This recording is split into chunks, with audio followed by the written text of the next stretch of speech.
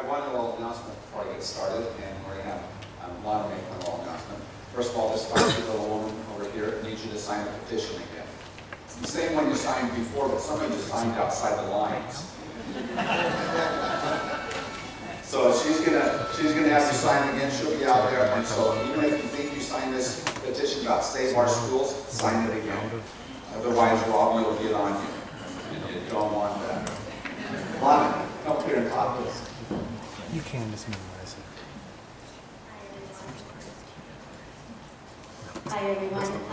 I just wanted to remind you about this great guitar concert that is next Sunday. It's on the 24th and 23rd at 4 o'clock in the afternoon. And you don't want to miss it.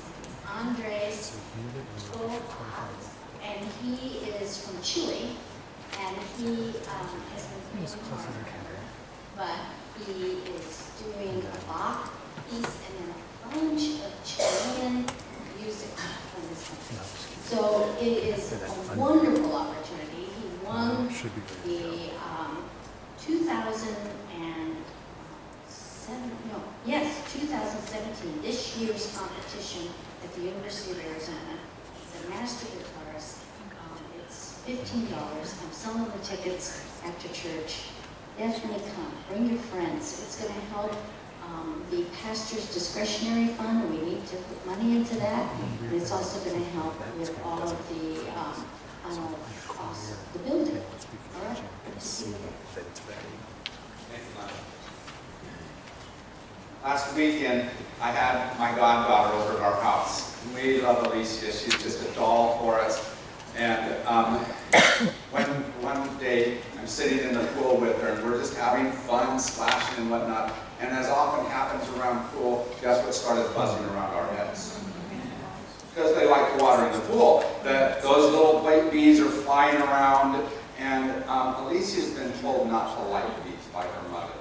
But how many of you share a same type of teaching from someone in your life? And you would rather have a barrier between you and that bee somehow or another, maybe a fly swatter.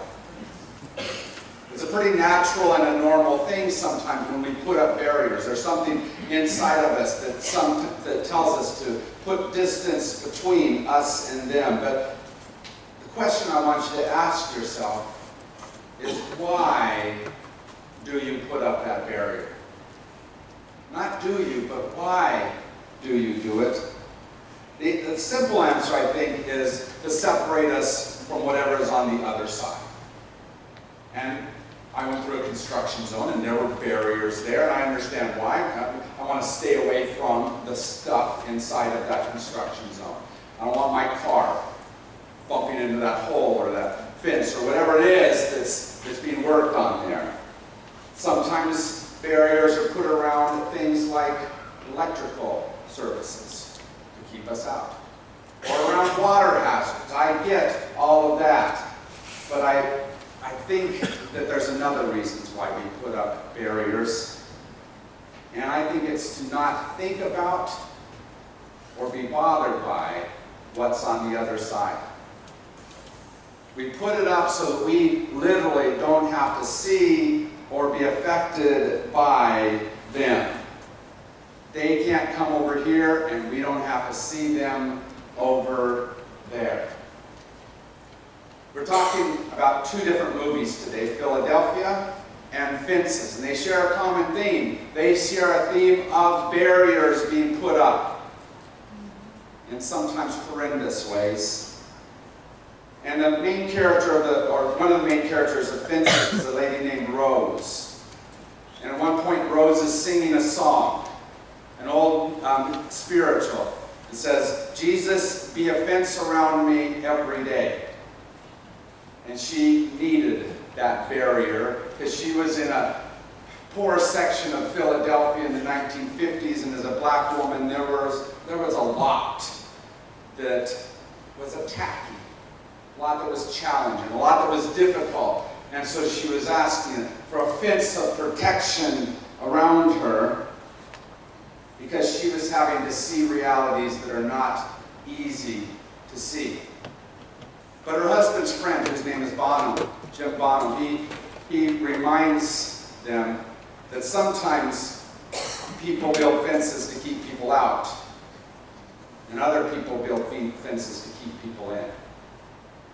We use fences, barriers, sometimes to separate us from each other. And here's the thing that's tough about those barriers. For everyone who chooses a fence, who chooses a barrier, someone else has that fence thrust upon them. Have you been in that space where somebody looked at you and said, I'm building a fence between us? And suddenly you're on the outside. You're being pushed away. You're being rejected. Our building of fences, of barriers, affects each other. You might have noticed behind me the wall that Judy made right here on the table. How many of you have sometimes felt the barrier of this symbol and the ways it's been used to push people away? In that story called Philadelphia, the story of two men, Andy and Joe, who are both lawyers. And they've worked together before. You'll see that in this clip. But this time, when they come together in a new relationship. Because Andy is coming to Joe to help him with his own legal problem. He's coming to him to talk about the fences that have been built in his life because he has AIDS. And you'll notice that as soon as that comes up, you'll see that there are more fences that get built. Watch this clip. Okay, Iris, you take good care of Mr. Fenton. I will. Mr. Beckett? Hey, thanks a lot. Very nice. You're very, very Mr. nice. Beckett's here. Mr. Beckett. Mr. Beckett, come in.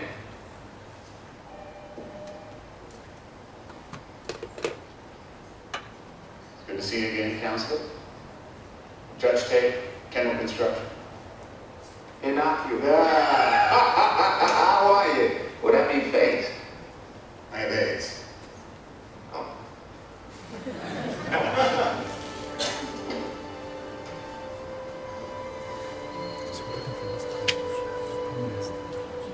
Can I sit down? You can move the mouse and it pops up, but it's not too bad. So, now that I've, like, the first thing I do, I click names, I just, now that I know what Oh, the scene look is, at this.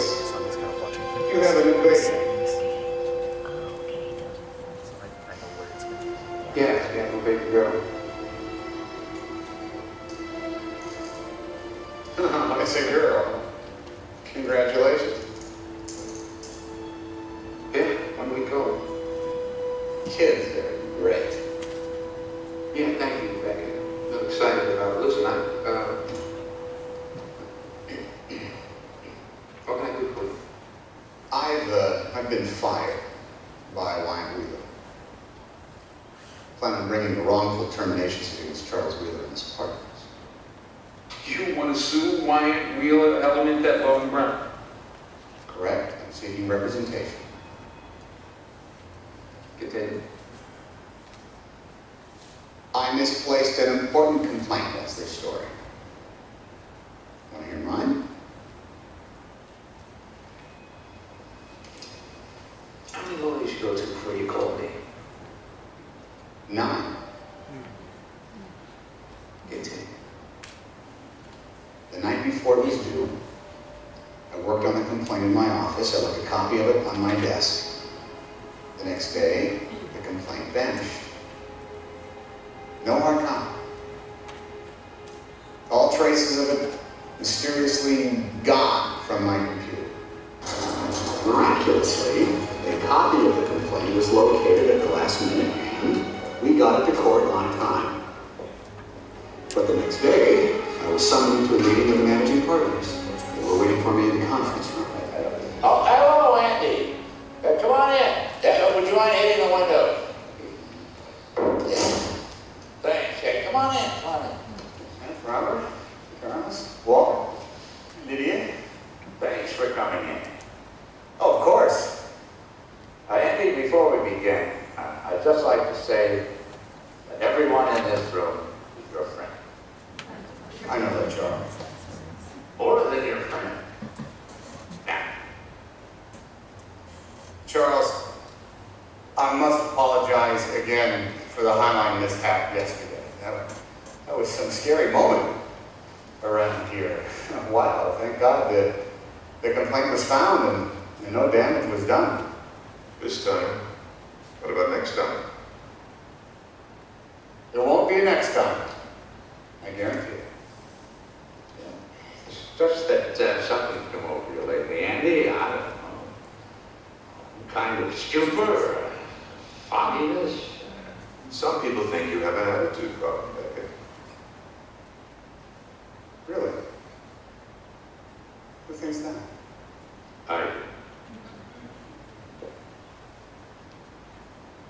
Excuse me. Am I getting fined? Let me put it this way, Andy. Your place in the future of this firm is no longer secure. We feel it isn't fair to keep you here when your prospects are limited.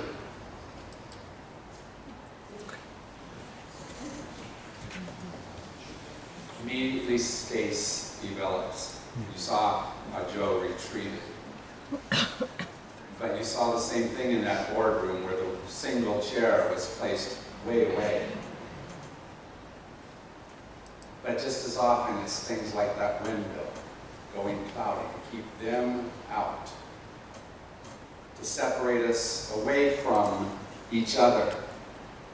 And those fences allow us to feel safe to sit in spaces of hatred for each other. Charles, that senior partner, you saw how he went from very friendly to not quite so friendly. And he was much worse than that.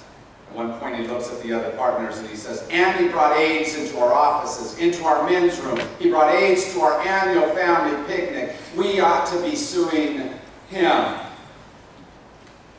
So the barriers go up, the lines are drawn, and people are left on the outside. Because they, in some way or another, instill fear in our hearts and in our lives. And so we easily push them away. How many of you have felt those kinds of barriers? Those kinds of lines, those kinds of ways of pushing away so that they could feel safe. See, those chosen barriers allow someone else to feel safe while the other sits in a space of loneliness, of isolation, of broken relationships and broken lives. I believe there is one great evil in the world, and that is fear. And that is what happens when we put up barriers. We give in to fear. Sometimes that fear hovers at the edges of our knowledge like a honeybee fluttering about. And sometimes it's shouted into our faces like a window being slammed or a door being shut around us. But fear is almost always based on lies. As I sat in that pool with Alicia, the lie was, be careful of that bee, it's going to sting you. And the lie is that bee does not want to sting you. Has really no interest in stinging you at all. But we believe the lie easier than the fact that that bee is not following that lie. So we easily push it away or swat it. And its purpose is not the evil we see. The evil our fear tells us. See, we believe fear because fear is a huge motivator. It allows us to find energy and excitement to move in one direction or another. So we easily use it. Our kids this summer are watching movies as well. They're doing more intellectually stimulating ones like Zootopia. And in Zootopia, the mayor says this: fear always works. That's why it's used so often in political and economic circles, right? Because it does work. It's a great motivator, and we let the stories of the past tell us their lies. Zootopia is about how no longer are carnivores and herbivores on different sides of the food chain, but they are living together, seeing the strengths of each other, but not everyone quite believes that. And so they begin to fear one another. But isn't that what we often do? We believe some lie that maybe was true hundreds, thousands of years ago, and we continue to be fearful of each other. We ignore our present Zootopian space. In Fences, Troy, the father, and his son Corey each come up with lies about things. They're in the midst of an argument, and Troy looks at his son and says, "I'm the boss around here. I do all the saying that counts." Wouldn't that be a great lie to believe sometimes? But in reaction, Corey asks his own question of lie. He says, "How come you ain't never liked me?" Because see, if he can believe that he's not liked by his father, he can put up his own fence. And both of them can keep the other away and not have to let them in, each one separating from the other. Fences allow us to not see the person on the other side of the fence so that we can pretend that our fear has been taken care of. When in reality, all we've done is ignore that fear. How often, said our call to awareness, how often we let fear and the SWAT take over. We easily strike, don't we? We easily push, we easily build the wall. But fear is never a tool of the spiritual life. Do you hear that? Because that's really important.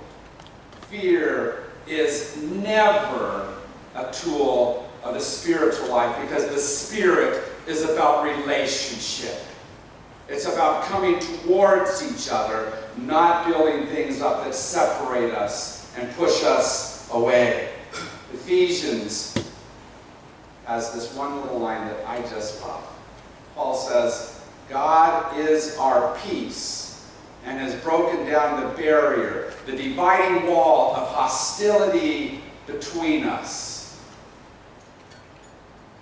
Now he's talking specifically about Jews and Gentiles and the ways that those two are trying to figure out how to come together. Can Jews allow Gentiles to be part of the covenant? Can Gentiles accept that these strange people called Jews can be part of their family as well? Can they come together somehow or another? Can they become the newness of what might be, not just the oldness?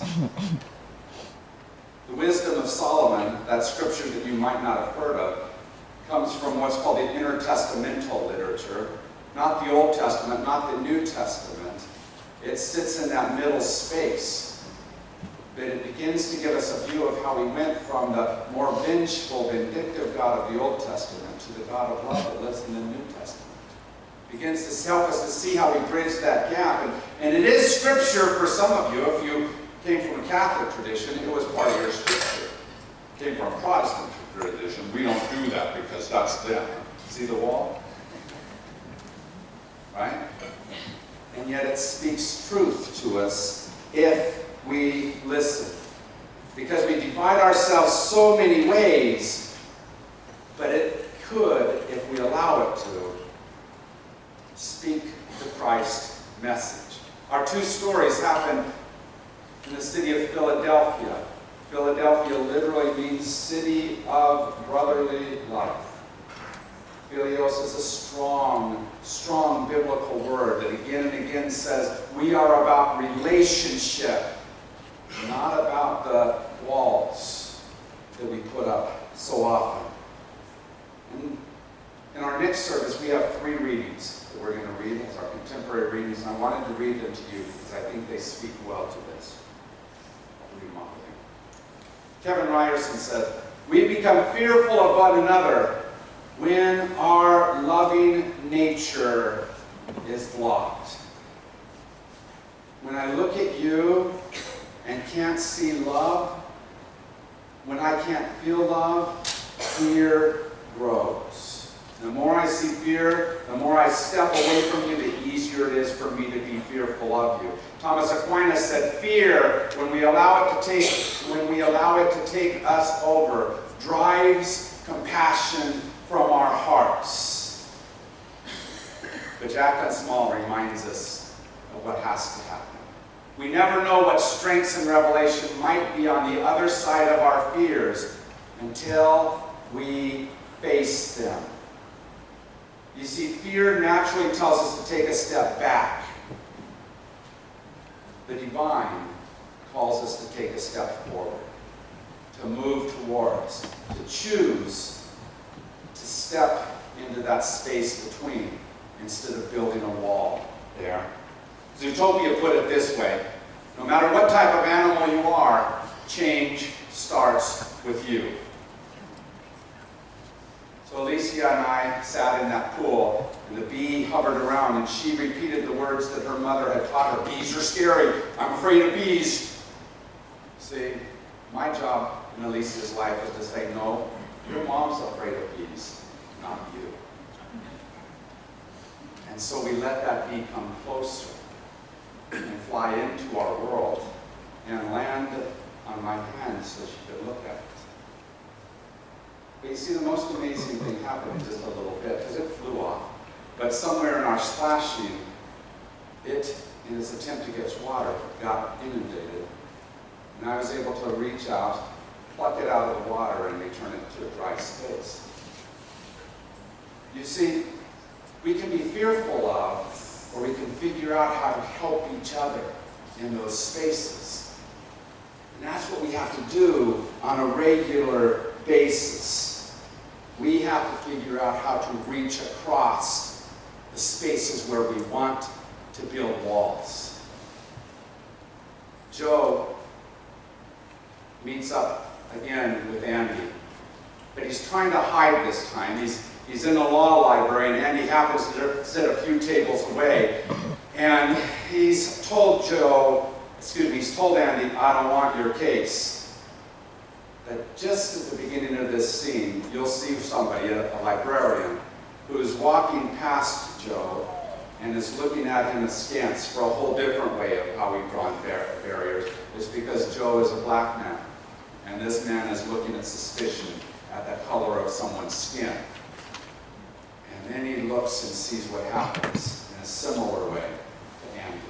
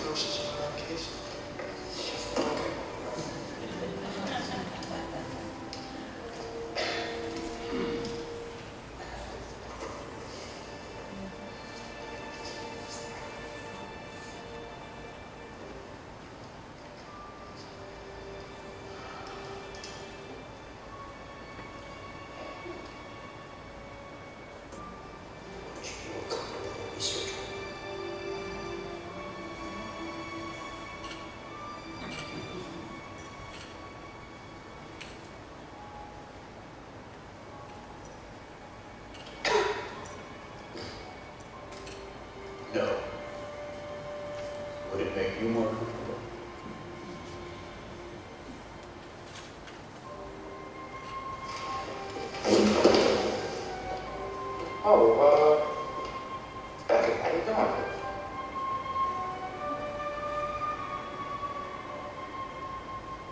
Counselor. Huh.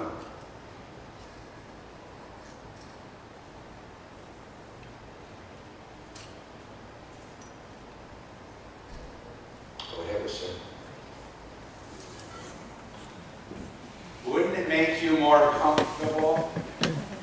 We build those walls between us, those fences, so easily. I don't have to change the And yet, Joe, usually for whatever reason, maybe he just thought legally I gotta do this. Maybe he just needed to step towards him for other reasons, but he stepped towards. He crossed that line. He moved into that relational space instead of letting his wall of books stand between him and Andy. And as they moved forward in their relationship, little by little, they took down one wall and then another. At one point, he's talking about all the history of this is what happened, this is how I was taught about AIDS and homosexuals and all of this. And in the midst of all that, Andy looks at him and says this, Miller, do you ever pray? Because he needs to take a step further down that relational road, and he wants Joe to go with him. He wants to have that companion as he moves towards death because of his disease. He has to have somebody there with him, and he wants it to be Joe. And Joe walks with him on that road. Joe chooses the relationship.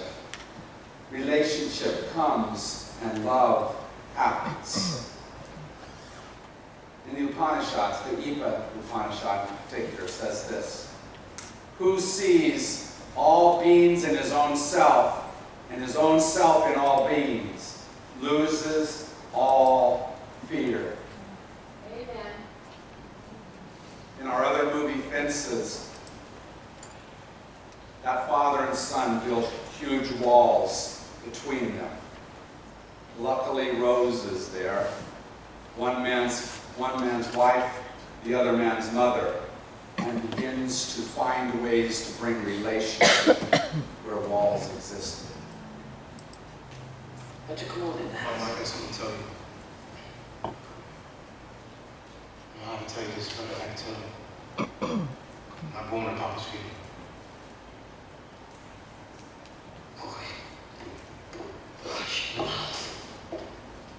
What are you talking about? I don't hear that kind of talk this morning. I done raised you to come to this. You standing there all healthy and going talking about you ain't going to your daddy's funeral? I don't want to hear it, Corey. Just get that thought out of your head. To say no to him. One time in my life, I got to say no. I don't gotta listen to that. Now, I know you and your dad ain't seen eye to eye, but I don't have to listen to that kind of talk this morning. Disrespecting your dad ain't gonna make you a man, Corey. You gotta find some way to come to that on your own. Not going to your daddy's funeral ain't gonna make you a man.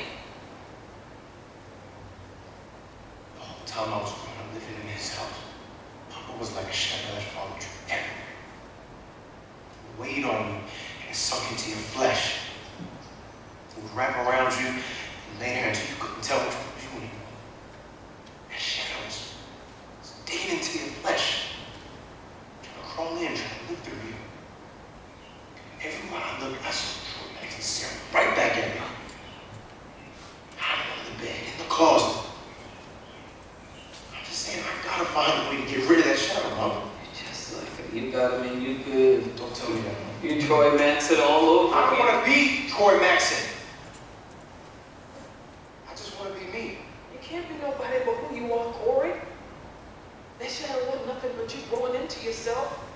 Yeah, you gotta grow into the cut it down to fit you, but that's all you got to make a life with. That's all you got to measure yourself against the world out there. Your daddy wanted you to be everything he wasn't. And at the same time, he wanted you to be everything he was. Now, I don't know if he was right or wrong, but I do know he meant to do more good than he meant to do harm. Sometimes when he touched, he bruised, and Sometimes when he took me in his arms, he cut.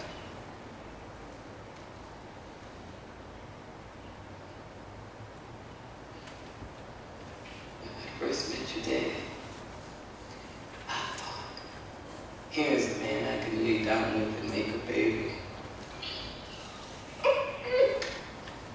That's the first thing I thought when I seen him. I thought, Rose Lee, here's a man you can open yourself up to and be built a person. Here's a man you can fill up all them empty spaces you've been ticking around the edges of.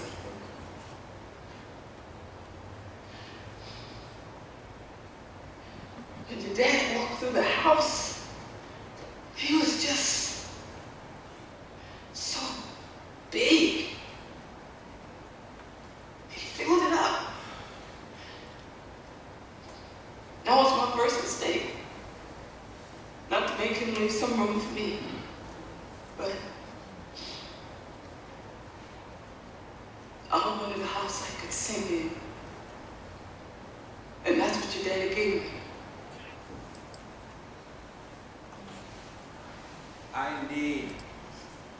I need you to step past the fences I built. So you can see not just who I am, but who I can be. I need you to teach me that. You need that other person, whoever they are, to step past your barriers so that they can help you to learn more about yourself. They can teach you to sing in ways you don't know. They need you to step into their lives, past their barriers, past whatever it is they put there, and teach them to sing truth again. The end of the story, Troy's brother Gabe, who's carried a trumpet around the whole show, comes up and says, it's time to play the trumpet so that St. Peter will open his gates. And everybody in that circle knew why St. Peter shouldn't open the gates for Troy. But he does, in a miraculous way. A light comes down through heaven. It says that the gates are open for him and for each of us. Step past your fear and love. Amen.